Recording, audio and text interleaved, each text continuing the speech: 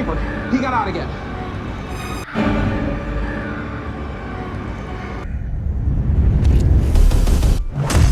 We cut out the cancer. Halo guys, kembali lagi di channel Mitologi, di mana kalian bisa nonton alur film secara ringkas di sini. Jangan lupa siapin gorengan sama teh anget dulu ya. Kali ini film yang bakal direview nggak kalah seru deh pokoknya. Oke, langsung saja mari kita mulai ceritanya. Cerita dimulai pada tahun 1993, di mana Dr. Florence Weaver dan rekan-rekannya yaitu Victor Field dan John Gregory merawat seorang pasien yang kejam dan terganggu mentalnya bernama Gabriel di rumah sakit penelitian Simeon. Pasien ini memiliki kemampuan mengendalikan listrik dan menyiarkan pikirannya melalui pengeras suara. Setelah Gabriel membunuh beberapa anggota staf, Dr. Weaver memutuskan bahwa dia adalah sebuah kegagalan dan tidak mungkin untuk disembuhkan, maka kanker harus dihilangkan. Dari adegan ini, belum terlihat apa yang dimaksud dengan kanker dan bagaimana rupa Gabriel tersebut. Adegan berikutnya adalah 27 tahun kemudian. Madison Lake Mitchell, seorang wanita hamil yang tinggal di Seattle, pulang ke suaminya yang kasar, yaitu Derek. Derek menyalahkan Madison atas beberapa kegugurannya sebelumnya. Mereka bertengkar dan Derek membenturkan kepala Madison ke dinding, menyebabkan bagian belakang kepalanya tersebut dan menyisakan bekas tumbukan di dinding. Madison mengunci dirinya di kamar dan tak biarkan Derek masuk. Malamnya, Derek diteror di dalam rumah oleh sosok tak dikenal. Di saat yang sama pula, Madison bermimpi buruk. Seseorang memasuki rumah mereka dan membunuh Derek. Madison turun dari kamarnya dan melihat Derek mati dengan leher yang patah. Yang membuat Madison ngeri, si pembunuh yang berbentuk aneh dan berambut panjang itu menyerang dan membuatnya pingsan di kamar mandi.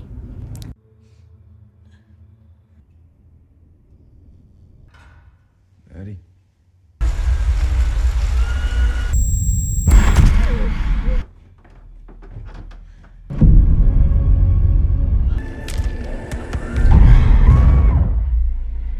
Madison terbangun di rumah sakit dan diberitahu oleh saudara perempuannya, yaitu Sydney, bahwa bayinya yang belum lahir itu tidak selamat dari serangan. Setelah diwawancarai oleh detektif polisi Keiko Washoe dan rekannya Regina Moss, Madison kembali ke rumah 2 minggu kemudian. Bagaimanapun, Madison adalah seorang saksi pembunuhan, sekaligus yang memiliki potensi untuk dicurigai dalam pembunuhan sang suami. Madison bersikukuh untuk tinggal di rumah itu sendirian. Meskipun kemudian ia diteror oleh sosok tak dikenal, Madison berpikir bahwa itu semua hanya ada di dalam pikirannya. Di rumahnya, Madison mengungkapkan kepada Sydney bahwa ia hanya ingat ketika diadopsi pada usia 8 tahun dan tidak memiliki ingatan tentang kehidupan sebelum itu. Adegan selanjutnya menceritakan tentang sang pembunuh misterius. Madison tersebut menculik seorang wanita yang menjalankan tur Seattle Underground. Sosok itu berambut panjang dengan wajah yang tak tampak, tetapi sekilas mengerikan dan berwarna merah. Di rumahnya, ketika sedang mencuci baju, Madison kembali merasakan darah keluar di bagian kepala belakang. Dia tak lama kemudian mengalami penglihatan di mana dia tanpa daya melihat Dr. Weaver dipukul secara brutal oleh si pembunuh.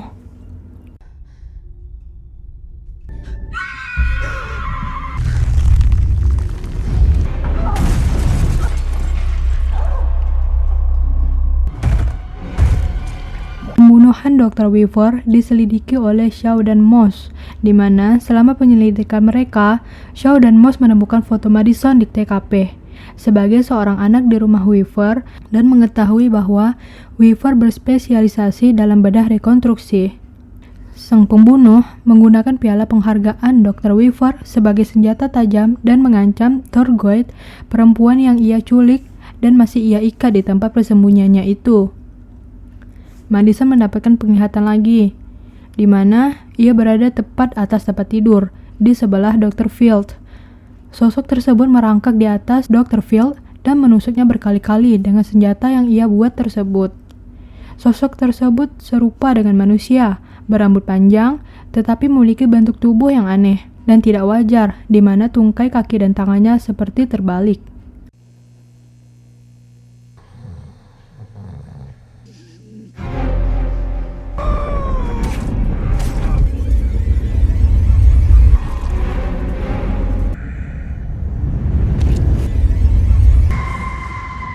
Madison dan Sidney melapor kepada polisi setelah mendapat penglihatan tentang pembunuhan yang membunuh Dr. Field. Polisi percaya karena Madison melaporkannya bahkan sebelum polisi tahu. Pembunuhnya kemudian menelpon Madison, mengungkapkan dirinya sebagai seorang yang bernama Gabrielle. Madison dan Sidney mengunjungi ibu mereka, yaitu ibu kandung Sidney dan ibu angkat Madison. Mereka mengetahui bahwa Gabrielle adalah teman khayalan yang berbicara dengan Madison selama masa kecilnya, tetapi mungkin juga seseorang yang dia kenal sebelum dia adopsi. Ini terlihat dari video lama ketika Madison sedang berulang tahun. Ia berbicara dengan Gabrielle yang tidak terlihat. Shaw kemudian menemukan hubungan antara dokter dan Madison yang tersembunyi di jurnal catatan Dr. Weaver, menuntunnya untuk menemukan pembunuhan Dr. Gregory, di mana Madison juga mengalami penglihatan tersebut. Kesemua dokter tersebut ternyata saling berhubungan karena merekalah yang merawat Madison sewaktu kecil. Shaw sempat bersinggungan dengan sang pembunuh di TKP kematian Dr. Gregory. Ia diserang tetapi selamat dan mengejar sang pembunuh.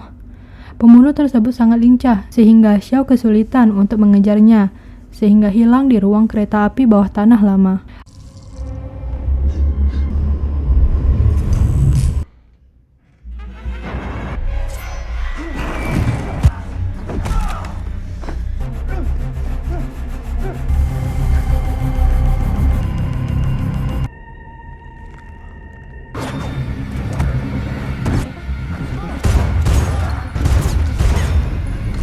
Akhirnya, kedua detektif meminta bantuan hipnoterapis psikiatri untuk membuka ingatan Madison. Di proses itu, Madison ingat bahwa nama lahirnya adalah Emily May. Gabrielle yang tak terlihat terus mengikuti Madison dan berkomunikasi dengannya, walau kedua orang tua angkatnya tidak percaya itu. Gabrielle menghubunginya melalui telepon mainan dan memanipulasi pikirannya sehingga Madison hampir membunuh Sidney yang masih ada di dalam rahim. Setelah Sidney lahir, Madison akhirnya melupakan Gabrielle. Wanita yang diculik melarikan diri dan jatuh dari loteng rumah. Madison mengungkapkan bahwa Gabrielle diam-diam tinggal di sana. Selama ini ternyata perempuan yang diculik itu disekap di loteng rumah Madison yang memang besar tersebut. Percaya Madison sebagai pelaku pembunuhan. Polisi menangkapnya, apalagi ditemukan kostum dan senjata yang digunakan sang pembunuh. Sementara itu, sang wanita yang disekap ternyata dinyatakan sebagai ibu kandung Madison. Ia bernama Serena May dan dibawa ke rumah sakit terdekat. Di kantor polisi, Madison atau yang bernama asli Emily membuat kedua detektif bingung karena Madison merusak listrik. Gabrielle juga kemudian berbicara dengan Shaw melalui telepon. Sidney mengunjungi rumah sakit Simeon yang sekarang ditinggalkan, tempat Emily dirawat, dan menemukan bahwa Gabrielle adalah saudara kembar parasit Emily yang muncul sebagai anak yang terbentuk setengah saja dan berada di punggung dan belakang kepala Emily. Weaver mengoperasi Emily dan berhasil mengeluarkan tubuh Gabrielle kecuali otak yang dia segel di dalam tengkorak Emily. Karena bila mengoperasi seluruhnya akan ikut membunuh Emily. Gabrielle akhirnya lama tidak muncul dan aktif sampai Derek membenturkan kepalanya ke dinding. Gabrielle akhirnya keluar saat itu dan benar-benar mengoperasikan tubuh Madison ke belakang saat dia mengambil kendali. Ini menjelaskan mengapa bentuk dan gerakannya yang tidak wajar, serta cetakan tangannya yang terbalik di KTP. Sedangkan di penjara diprovokasi oleh sesama narapidana, Gabrielle keluar dari tengkorak Madison dan mengambil kendali tubuh perempuan itu sekali lagi. Gabrielle dalam tubuh Madison membantai narapidana dan hampir seluruh staf polisi sebelum pergi ke rumah sakit, tempat Serena pulih dari penahanannya. Sidney dan Shaw mencegat, tetapi diserang oleh Gabrielle.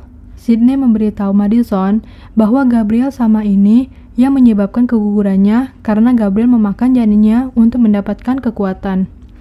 Madison dan Gabrielle ke rumah sakit untuk membunuh sang ibu. Di sana ia dicegat oleh Sidney.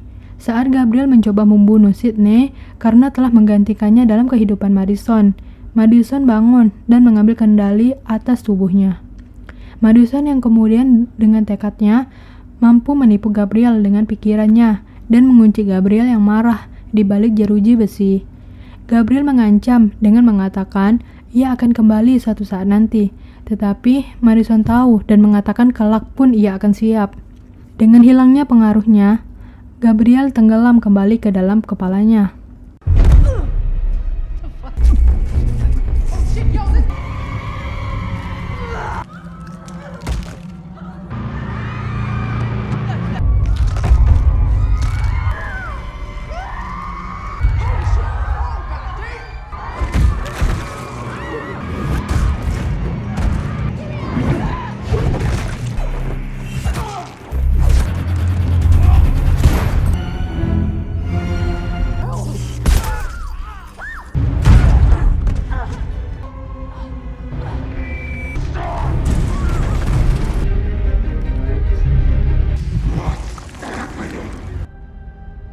You don't get to come ready for you.